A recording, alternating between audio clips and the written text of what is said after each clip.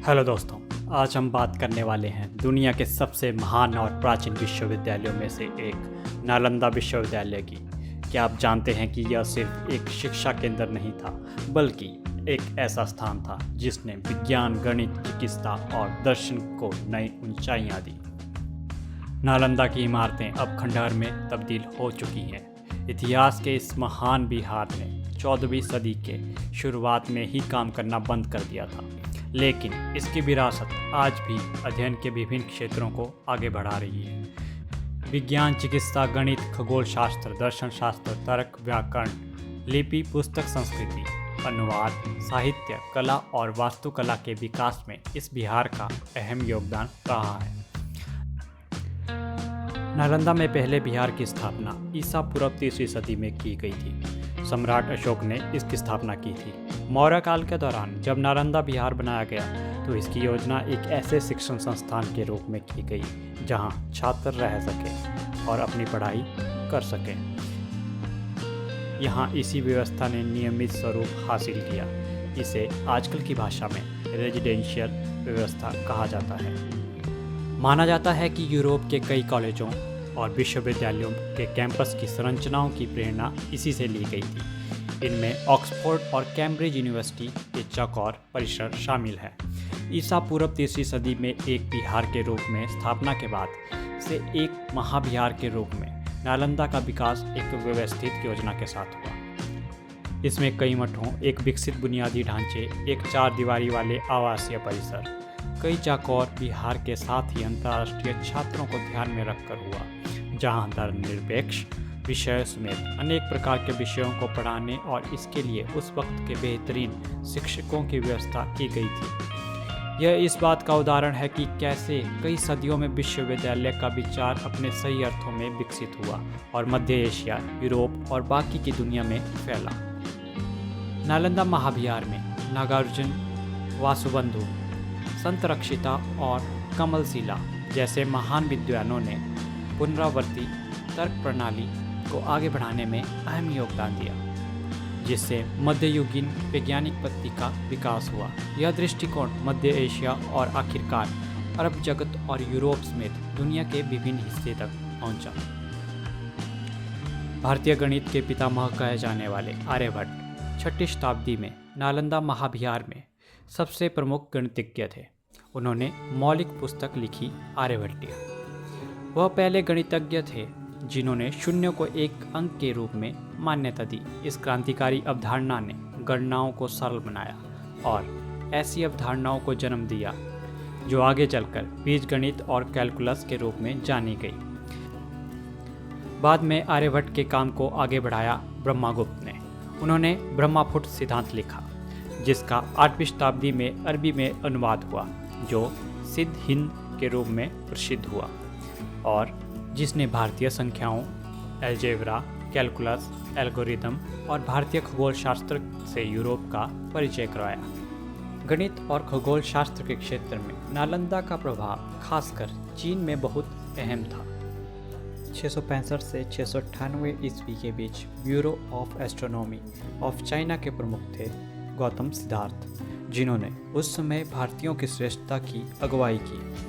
सरकार में इस्तेमाल होने वाले आधिकारिक कैलेंडर को बनाने और महारानी वू जेतियन के लिए ज्योतिष और अलौकिक संकेतों की खगोलीय व्याख्या करने की जिम्मेदारी उनकी थी। गौतम अपने परिवार की 3 पीढ़ियों में पहले थे जिन्होंने लगातार इस पद को संभाला। नालंदा में विकसित हुआ तांत्रिक बुद्धिज़्म 7वीं और 8वीं सदी में चीन में एक बड़ी ताकत बन गया था। शीर्ष स्तर के चीनी बुद्धिजीवियों में कई इसके अनुयायी थे। चूंकि अधिकांश तांत्रिक विद्वानों की गणित में गहरी दिलचस्पी थी, इसलिए तांत्रिक गणितज्ञों का चीनी गणितज्ञों पर भी गहरा प्रभाव था। इस दिलचस्पी का कारण शायद कम से कम शुरुआत में संख्या तथा तांत्रिक आकर्षण था। चीन के तांत्रिक बौद्ध भिक्षु आई सिंह या ई सिंह अपने समय के महान चीनी खगोल शास्त्री और गणितज्ञ थे। उन्होंने नालंदा में विकसित गणित और खगोल शास्त्र पर भारतीय कामों पर विशेषज्ञता हासिल कर ली थी। अब हम जानेंगे एशिया की कला और संस्कृति पर नालंदा का प्रभाव। दो बड़े महायान बौद्ध दर्शनों, माध्यमिक और योगाचार के विकास और इवोल्यूशन में नालंदा का बड़ा योगदान था।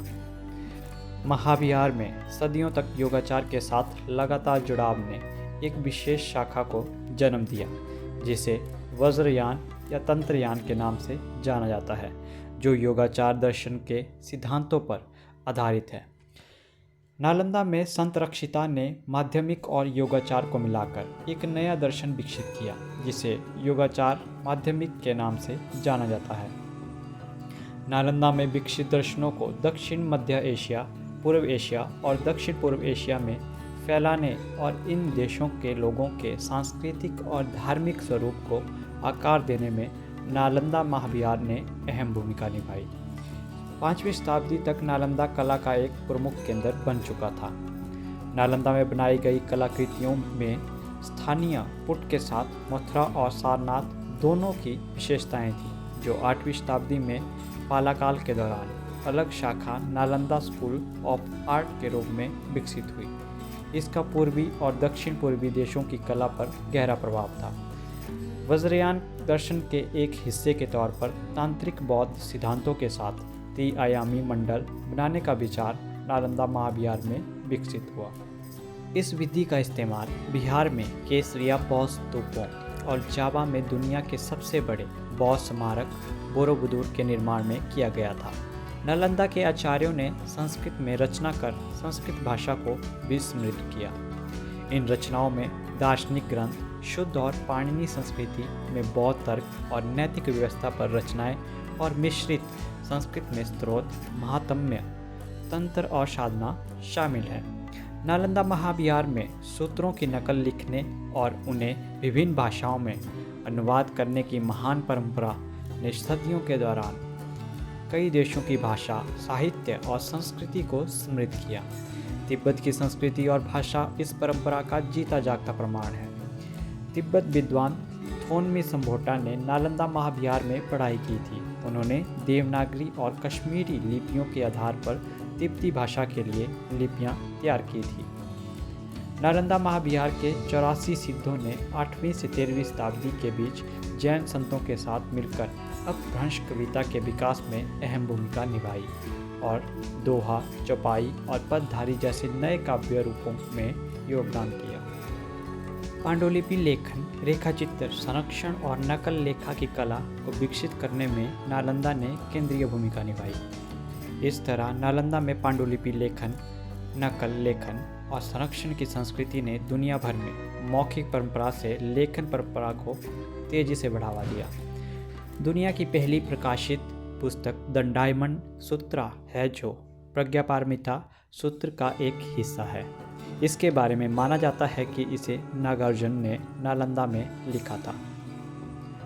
धम्मचक्र, जिसमें पवित्र ग्रंथों को यंत्रवत घुमाया जाता है, इसकी खोज नालंदा में हुई थी।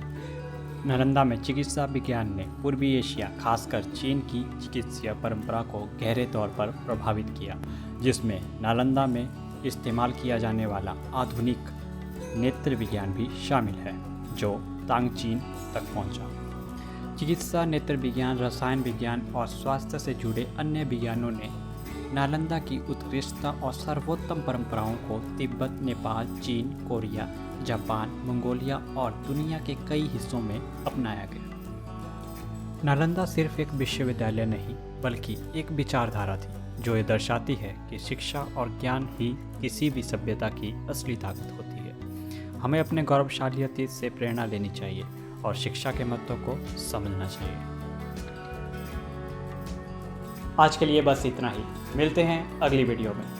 तब तक के लिए अगर आपको वीडियो अच्छी लगी हो तो वीडियो को लाइक, शेयर और चैनल को सब्सक्राइब जरूर करें। धन्यवाद।